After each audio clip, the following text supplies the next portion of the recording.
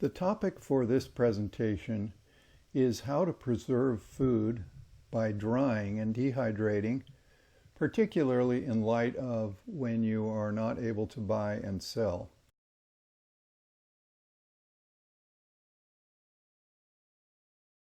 Today we're going to be talking about dehydration. What's dehydration? Dehydration is preserving food by removing the moisture that is in it. Dehydration is one of the oldest methods of food preservation that is still used today. The idea is to prevent food from spoiling so that it will last for consumption at another time. Some advantages of dehydration is that food becomes lightweight and is easy to store. It requires less storage space and fewer containers. You do not need a lot of equipment to get started, and it can be done in the no buy or sell time period. What tools make dehydrating easy? Bowls for placing prepared food and acidulated water, sharp knives, a chef knife and paring knife, a cutting board, vegetable scrubbers, a mandolin, old-fashioned potato masher, a metal colander, a spider for lifting food out of blanching water, parchment paper, silpats, tray liners to keep small pieces from falling through your dehydrating trays, and whatever you decide to store your food in. With fruit, removing the water content concentrates nutrients like fiber, vitamins, antioxidants, and calories in the end product. Dried fruits may be rich in calories and only eaten in small portions right now, but when a person is doing hard manual labor, you'll burn up calories at a very fast rate. There are 3 important steps to drying fruit at home. Number 1, remove leaves and stems at the beginning. This allows you to work with the fruit only, such as blueberries. 2, rinse the fruit under clean running water. This gets rid of any dirt or debris stuck to the fruit. Rub it with your hands to clean it and then dry it with a clean towel or let it air dry. 3, deseeding the fruit. This ensures that the finished product doesn't have any inedible components in it and is just dehydrated peel and pulp. And cherries would be my example on that. You want to pit them before you dry them.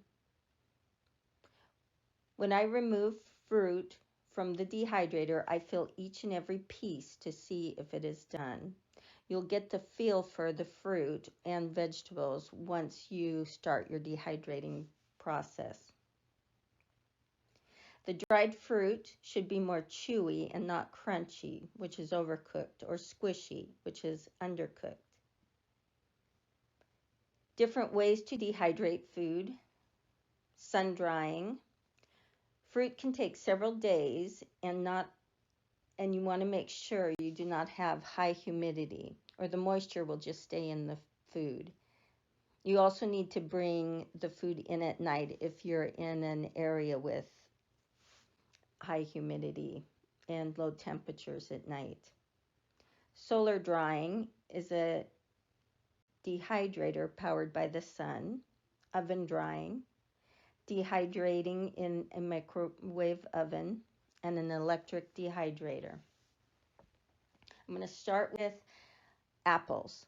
They're one of my favorite things to dehydrate. They are easy to grow where we are, and they are versatile in preserving. First, wash your apple. Some people like to peel them. I recommend leaving the peel on for convenience and to have the extra bulk during the no buy and sell time. And the peelings are good. I'm now going to go over how I prepare apples to dehydrate. I have a chef's knife to cut the apple into quarters. I then take my paring knife and trim out the core, saving it for later use. I check for any bruising at this point and remove the bruises. I then take my chef's knife and slice the apples into 1/4 inch slices and put them into acidulated water. And if you remember from when I talked about how lemon juice wasn't shelf stable during my canning session, you can use this citric acid for this. I leave the apples in the acid water for 5 minutes. That ensures that the last apples that I have sliced have been in the water long enough. And the acidic water helps the fruit to stay a brighter color, even though it will turn darker, but the acid does help a bit. I then remove a handful of the slices at a time and lay them on my trays. I gauge about how many I need when I'm closer to the end of my trays. So say you have one tray left, maybe you would do 2 apples. You wouldn't do a whole lot of apples because you don't want to have a lot left over. An important tip is consistency in the thickness of your slices. This allows for even drying time. And when you're laying your slices on your trays, leave room between each slice for airflow and make sure that none overlap. Fruit leathers are next on our list. They are an easy way to use up overripe fruit, not rotten fruit, but overripe. You can make an applesauce fruit leather from applesauce that you have canned and haven't had a chance to use. If you've canned a lot of apples, maybe one year you've had a bumper crop and you're at your 2-year cutoff point for keeping canned foods, then you can open up the jars of applesauce and dehydrate them and make fruit leather. You can also use fresh apples off your tree. Just make your applesauce from fresh apples.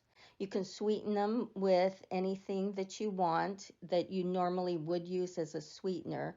You can use dates. You chop it up and cook it in with the applesauce, or a mix of pear puree. Pears are a natural sweetener. You can also add in mashed carrots and pureed carrots into your applesauce to get a little fruit and a mix of vegetable. And this is also a time when you can add cinnamon or apple pie spice. And you want to make sure that you don't overpower the apple, so a little goes a long way. If your puree is too thick, you can thin it down with a little of fruit juice or water. Then to make the leather, spread your fruit puree on your tray lined with a plastic insert or parchment or saran wrap, and dehydrate. When it's done, you peel it off and you cut it into pieces and you store it. To make fruit leather in the sun, spread your puree over a silpat or wax paper that you have placed in a baking sheet. Cover with a screen that doesn't touch the fruit and place in direct sun. If you don't have a screen, pop one out of your window and use that to keep the bugs off your leather. Then when you're done, put it back in your house. So we're going on to grapes. So I have made raisins for many years. I advise planting lots of grapes and try to plant different types, such as juicing or a meteor type for raisins. Take a clean grape that has been washed, and I take a fork and I pierce the skin of the grape. This allows the moisture to escape during the drying process. I've made raisins with an electric dehydrator, and I've made them air drying. Both work wonderful. The air drying would be, or over a stove, would be more in the no-buy, no-sell time. When using a temperature-controlled dehydrator or oven, don't be tempted to turn up the heat to dry the food faster. If the temperature is too high, your food can case harden. That is, it can cook and harden on the outside, trapping moisture on the inside, which would later cause molding and loss of food. Another awesome thing about growing grapes is that the grape leaves are edible. You would, when picking them, you would want to choose a medium-sized leaf. And any grape leaf, I looked it up, are edible. It's not just one specific type of grape leaf. So in the new no buy or sell time, if the leaves are too big, you would pick them anyway, as you can dry them and then crush them up into a soup for a green, and it won't matter if they're tough. So moving on to herbs, I will start with mint. It's a perennial and it spreads itself. It can be eaten fresh or you can dry it for tea. Plant it and let it go crazy so that you can dry as much as you possibly can for the winter. Fresh, you can add it to potatoes, peas, fruit salads, punch, and water. In a no buy or sell situation, when food is scarce, if you have dried mint, you can make tea that would be calming and something to have in your stomach. Chives are another herb that is easy to grow. They spread, and that's a good thing. Chives will give you flavor when you're cooking and is an early spring green.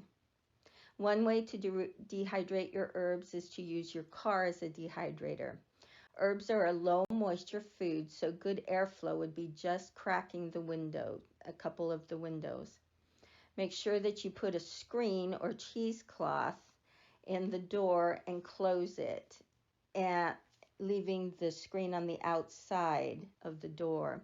That way it prevents bugs from getting in and laying eggs or just walking around on your food. So with herbs, you want to keep them out of direct sun. They should be done in a day, possibly two at most. You can use your car to dehydrate other foods. Just make sure that it's not a muggy day. And the smaller the food piece, the faster it will dehydrate. So potatoes. My advice when growing potatoes is to grow them as your main crop if possible. Potatoes store well and are a great main dish when making food. When you harvest your crop, weigh your potatoes to see how much of them you can eat each day. An example, if you grow 730 pounds of potatoes, you can eat 2 pounds per day for 1 year. Winter your potatoes over, but start checking them at the end of December. When I do it, I plan on starting my dehydrator, start dehydrating my potatoes as soon as my other food is preserved. This allows you to eat fresh until about January, February, when your potatoes will start to soften and possibly start going bad. Then you would start eating the dehydrated potatoes. Weigh the dehydrated potatoes and use the same calculation. Figure out how many you can eat per day. And that would, if you do have only 2 pounds per day, it wouldn't matter whether you had 10 people or if you had 2 people. If that's all the potatoes you have, that's it. There is no going to the store and getting more. So you want to stick to that formula. To dehydrate your potatoes, wash them with your vegetable scrubber, leaving the peel on. Cut them in 1/4 inch slices and place them in water until you're ready to blanch them. Then you would steam blanch for 3 minutes. Steam blanching is when you place your fruits or vegetables in a metal colander that is suspended over boiling water and heated by steam. You could also do regular blanching, which I have done with potatoes, and it works just fine. So remove them after blanching and lay them on your trays to be dehydrated. I dehydrated mine on a wood stove so that I could tell you how it worked. And so what I did was I placed a parchment paper over a pizza pan and put that on top of a metal baker's cooling rack and put that directly over the wood stove.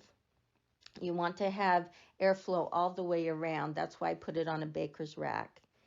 And if you put potatoes or food directly on a heat source, you're actually cooking it. And we're not trying to cook the food. We're trying to remove the moisture.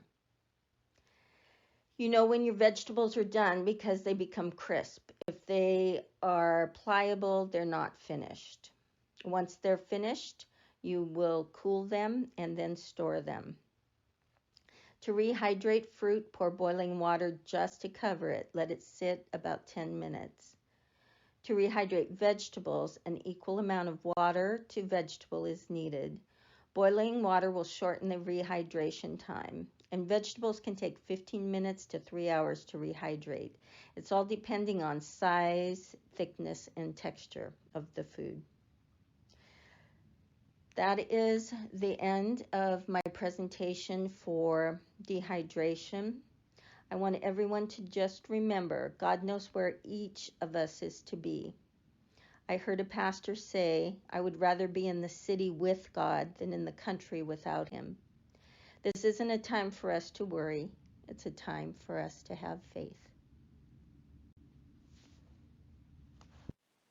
Food drying, the tools. 1 Samuel 30 verse 12 says, "And they gave him a cake of figs, and 2 clusters of raisins. So when he had eaten, his strength came back to him, for he had eaten no bread, nor drunk water for 3 days and 3 nights." 1 Samuel 30 verse 12. This is referring to some dried fruit that was given to an Egyptian who had escaped from the enemy and had brought news back to Israel, and he was so weak and famished after having been without food and water for 3 days. 3 days is about the maximum one can survive without any kind of water. So he was in dire straits. But dried fruit was a key to his revival. 1 Chronicles 16:3 says, "Then he distributed to everyone of Israel, both man and woman, to everyone a loaf of bread, a piece of meat, often translated as dates in many translations, and a cake of raisins." So dates are another key dried fruit that's referred to in the Bible. 2 Samuel 6:19 says, "Then he distributed among all the people, among the whole multitude of Israel, both the women and the men, to everyone a loaf of bread, a piece of meat," again translated as dates, "and the cake of raisins. So all the people departed, everyone to his house."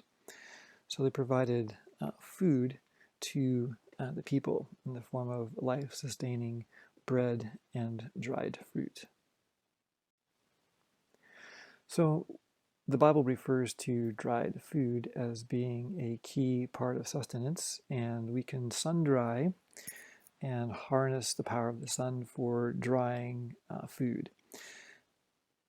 Solar drying is best for fruit because of its high sugar content. Vegetables are better dried in a controlled environment like a dryer, a vegetable dryer, or a dehydrator. So for solar drying, the conditions need to be 85 or more degrees. There should be some kind of air movement, either fan-derived or breezy. The humidity should be below 60%. And know that it'll take several days. And in order to help maintain your forward progress, it should be moved indoors overnight, just because of the dew factor and increased moisture that would take place during that time.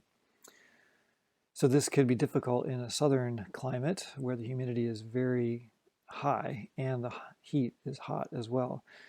So it's better suited for dry climates. So here's a basic solar drying unit. 2 cinder blocks with a screen over top. Should be raised to provide adequate airflow all around. They also have a screen cover, so a secondary screen to keep debris from it and birds from picking it away. And then have it sitting on a hard surface as well, like asphalt or concrete or some other hard surface that can reflect the heat back up to the bottom of the fruit that's drying. The screen itself should be either stainless steel, could be a Teflon coated fiberglass. If you have concerns about the fluorine in Teflon, usually that becomes a problem when it sheds in frying pans that get heated very high and start to flake off. Or plastic. Many times that plastic or even stainless and Teflon are covered with a parchment paper depending on the size and the fluidity of the material that's being dried, like fruit leather for example. You do not want to use any galvanized because there are heavy metals, cadmium for example. Copper or aluminum can interact with the fruit. and leave residue behind as well. So make sure your screens are not galvanized copper or aluminum.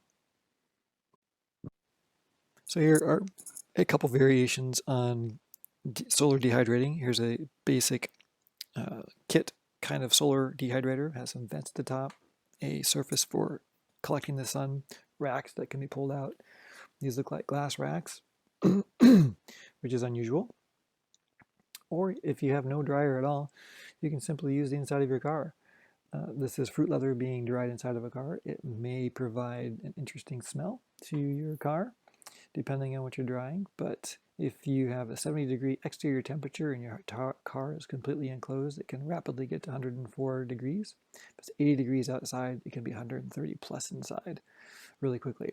Hence the importance of not leaving pets or children in enclosed vehicles for any length of time because it can get very hot with no recourse. But for dried fruit, it could work out quite well. Here's a basic home dryer. You can see how it's got the screens.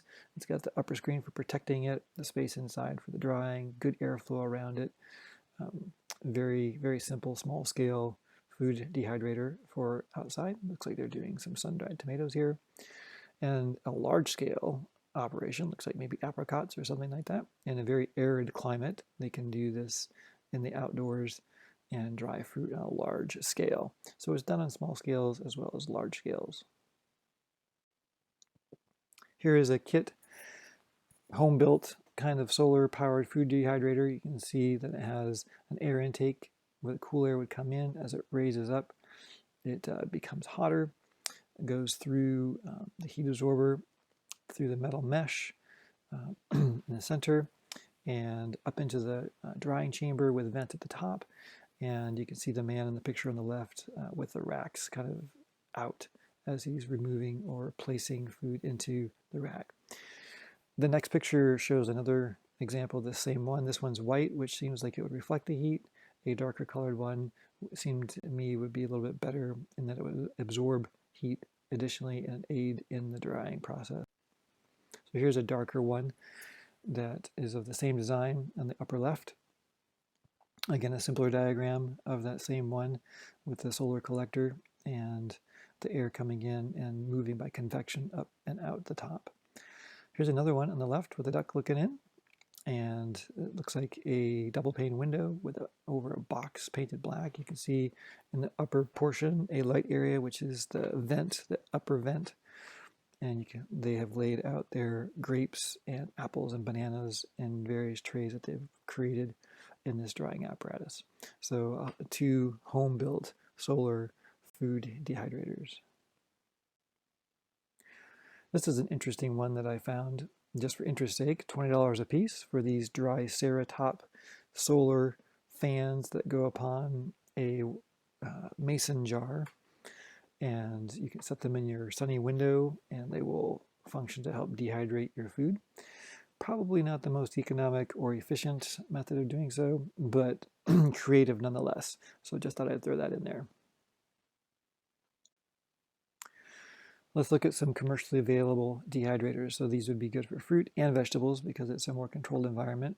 This is a type of dehydrator that we have used. It's Home Depot special, $35. You can get it there. It has round trays. Ours worked for some time and then stopped working. So don't know exactly what is the matter with it, but it worked for us quite well for a number of years. The circular aspect of it can be helpful. The air moves up through the center column. It can come up through the air mesh, through the mesh trays as well, but if you have parchment on those trays, it won't flow up nearly as well. One thing about a round one, if you're using parchment, you have to cut the parchment to fit. If you have rectangular trays, you can just lay the parchment out without having to make it fit the size as precisely. Again, the parchment would also restrict the flow of air on the larger surface and just have the air flowing up through the bottom, so there may be some flow differences. This is an interesting one. It's a compact folding dehydrator by Sahara. You can see the size reduces considerably. Just an example of some of the different types that are available. $350 for that version, but this has a rear placed fan, I believe. Maybe this one actually is also a bottom one because I'm not sure where the fan would go if it collapses. So this is another bottom-based fan that would blow the air up and out. It's electronically controlled, so you can control the time and the temperature.